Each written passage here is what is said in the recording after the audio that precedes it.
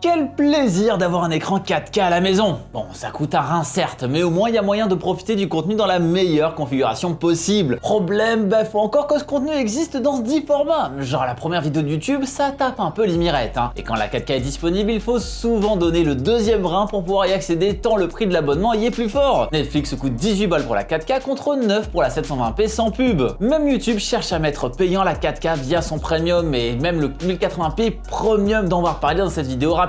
Et souvent les plateformes ne sont pas très honnêtes sur la qualité de diffusion. Genre vous saviez que si vous regardez Netflix sur un navigateur comme Google Chrome, eh bien vous êtes limité en 720p même avec le giga abonnement. Eh bien laissez-moi vous dire que grâce à un tout nouvel outil proposé par Nvidia, cela va pouvoir être outrepassé, tout en faisant en sorte de payer vos abonnements le moins cher possible pour presque la même qualité. Salut, c'est Léo de la chaîne TechMaker et aujourd'hui parlons du tout nouveau VSR de chez Nvidia. C'est vrai que je suis un peu taquin avec eux ces derniers temps, surtout depuis que j'ai vu le prix de leur dernière carte graphique, hein. Mais il faut bien leur reconnaître quelque chose, c'est qu'en termes de nouvelles technologies, ils dépotent. On en voit tout le temps, hein. Récemment on a par exemple pu voir encore et toujours de l'intelligence artificielle avec Nvidia Canvas qui permet de faire un dessin tout crado sur Paint et de ressortir une œuvre d'art. Mais je vous ai assez tanné avec l'IA ces derniers temps, je vous laisse remater les dernières vidéos. Pourtant on y est encore un peu avec ce fameux Nvidia VSR pour Video Super Resolution, à ne pas confondre avec l'AMD VSR pour Virtual Super Resolution. Un outil un peu plus vieux qui est l'équivalent du DLSS mais chez les rouges. Franchement, pas de chance que ce soit tombé sur le même acronyme. Je suis sûr que c'est pas du tout fait exprès. Mais déjà, pour comprendre qu'est-ce que c'est que tout ça, il faut justement que je vous explique le principe du DLSS pour les plus novices d'entre vous. En fait, le principe est assez simple. Pour commencer, on va faire un rendu dans une définition inférieure à celle de l'écran. Concrètement, c'est ça qui va nous permettre de gagner drastiquement en performance dans des jeux vidéo. Moins de pixels à calculer, donc moins de charge pour le GPU, donc plus de FPS. Bon, jusque-là, n'importe quel tuto aurait pu y penser. Non, là où c'est vraiment révolutionnaire, c'est ce qui va être fait de cette image en basse définition. Plutôt que de l'afficher telle quelle, on va utiliser un algorithme basé sur une IA afin de l'upscaler. Cet algorithme se base sur des données calculées à l'avance sur les serveurs de Nvidia. Ces données sont le résultat d'un entraînement de l'algorithme. Pour faire simple, l'IA a été créée pour faire de l'upscaling, mais comme n'importe quelle IA, sans entraînement, elle n'est absolument pas efficace. Ici, pour l'entraînement, l'IA a dû upscaler des images qui ont ensuite été comparées à un rendu en ultra haute définition de la même scène. En fonction des résultats, certains paramètres du réseau de neurones sont gardés et d'autres sont modifiés. Tout ça est géré automatiquement et effectué un nombre inimaginable de fois, jusqu'à obtenir un résultat convenable. Dans la version 1 de DLSS, cet apprentissage devait être effectué pour chaque jeu. Avec la version 2, beaucoup de choses ont changé, avec entre autres l'utilisation d'informations comme des vecteurs de vitesse, des éléments affichés, des informations sur leur profondeur, leur luminosité, etc. etc. Et la version 3 rajoute à ça une technique d'interpolation d'images dont le but est de créer de toutes pièces des images intermédiaires afin de gonfler artificiellement les FPS. Des artefacts peuvent apparaître, mais ils seront quasiment invisibles à moins de les chercher. Mais bon, tout ça c'est surtout axé jeux vidéo. Il faut que la technologie soit d'ailleurs rajoutée aux jeux en question et donc les plus vieux jeux n'en profitent absolument pas, ou même ceux avec une équipe plus réduite. Mais même avec ça, le DLSS est vraiment incroyable et permet aux configurations les plus modestes de faire tourner des jeux dans de bien meilleures conditions. Concrètement, on peut multiplier par 4 le nombre de pixels, donc générer une image 4K à partir d'un rendu en Full HD par exemple. Mais avec ce nouveau truc, le VSR, la grande différence c'est que ce n'est pas pour les jeux vidéo, mais pour les vidéos tout court. En effet, une fois activé sur votre panneau de configuration Nvidia, et bien quelle que soit la vidéo jouée sur YouTube, Netflix ou même Twitch, cette dernière pourrait être upscalée en 4K UHD. Alors bien sûr, on a tout de suite envie de faire le parallèle avec la technologie du DLSS, mais vous vous rappelez peut-être de ce que je vous ai dit il y a une minute concernant l'utilisation d'informations du jeu pour générer cette image en haute résolution, comme les informations de profondeur ou bien les vecteurs de vitesse. Là on n'a rien de tout ça, donc il va falloir se débrouiller. Mais en réalité, être capable d'upscaler une image, c'est pas vraiment une nouveauté. En fait, c'est même ultra courant. Par exemple, si vous allez sur YouTube et que vous lancez une vidéo en 720, vous mettez cette vidéo en plein écran sur votre écran 4K gamers,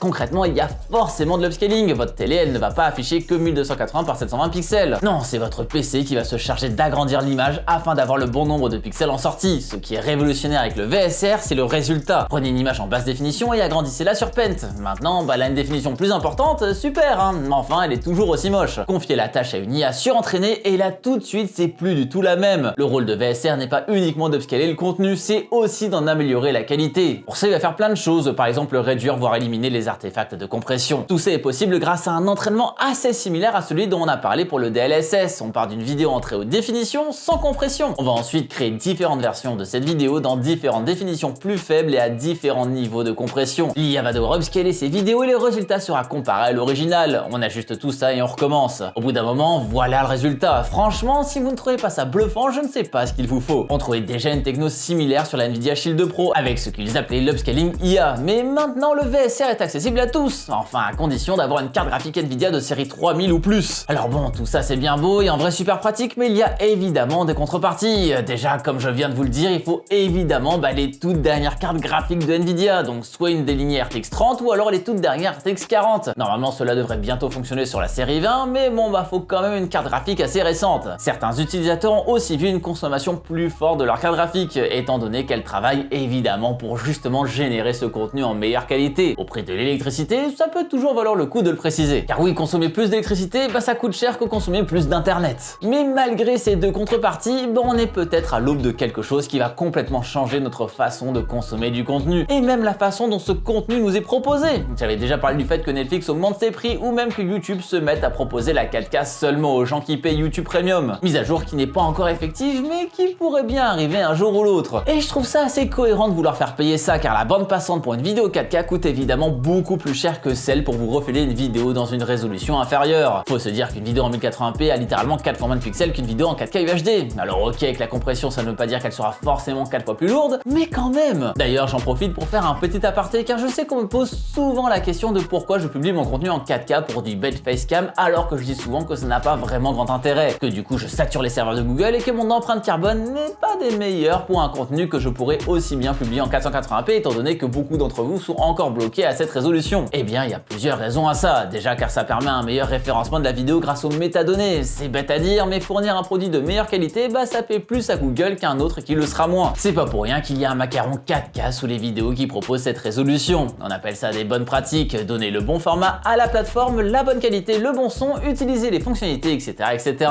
Et oui, je fais tout ça pour être encore dans vos recommandations alors que vous êtes 40% à ne pas vous abonner à la chaîne. En même temps, peut-être que si vous vous abonniez, je mettrai mes vidéos en 360p, comme ça tout le monde sera content. Alors je vous laisse cliquer sur le bouton rouge si ce n'est pas encore fait, même si je suis pas sûr d'avoir donné le meilleur argument. La deuxième raison, c'est parce que regarder une vidéo en 1080p alors qu'elle a été uploadée en 4K donne un meilleur rendu que si la vidéo avait été directement uploadée en 1080p. C'est ce qu'on appelle le super sampling. D'ailleurs, c'est de là que viennent les deux S de DLSS, et quand on voit que quand on upload un contenu Full HD, YouTube nous demande un bitrate de 10 mégabits par seconde, alors que quand on upload du contenu en 4K, on nous est autorisé à monter à 56 fois près de 6 fois plus, ça joue évidemment. Ouais, ça n'a pas totalement un rapport avec la vidéo, mais c'était le moment pour en parler, je pense. D'ailleurs, ce fameux 1080p Premium, qui lui aussi va être payant exactement comme la 4K, eh bien c'est une 1080p avec un meilleur bitrate, donc une compression moins violente côté YouTube. Et donc ils le savent bien que des gens seraient prêts à payer pour ça. Mais avec VSR, peut-être que tout ce plan va tomber à l'eau, car là, faut se dire que même n'importe quel contenu en 720p peut avoir presque exactement la même tronche que de la 4K. Ok, très bien, on aura quelques artefacts si on est là à scruter l'écran à 2 cm,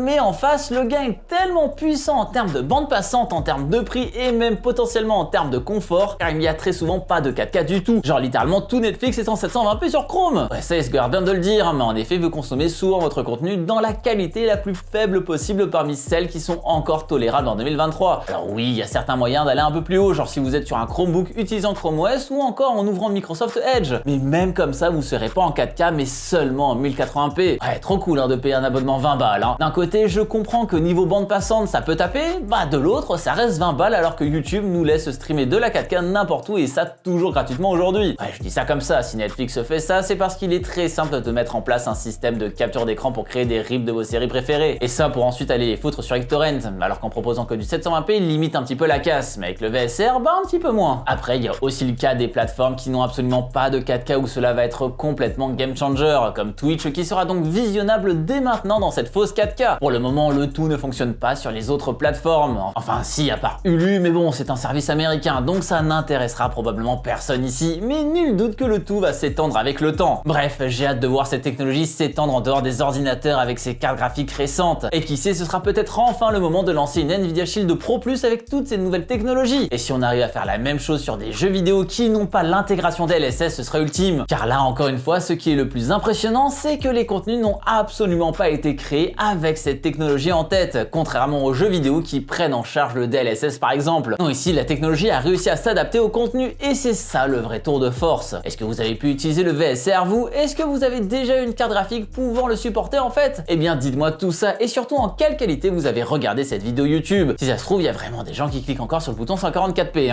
Ouais, force à vous. Sur ce, je vous laisse cliquer sur l'une de mes autres vidéos compatibles 100% avec le VSR et d'ici la prochaine fois qu'on se voit, eh bien, n'arrêtez jamais d'apprendre. Salut!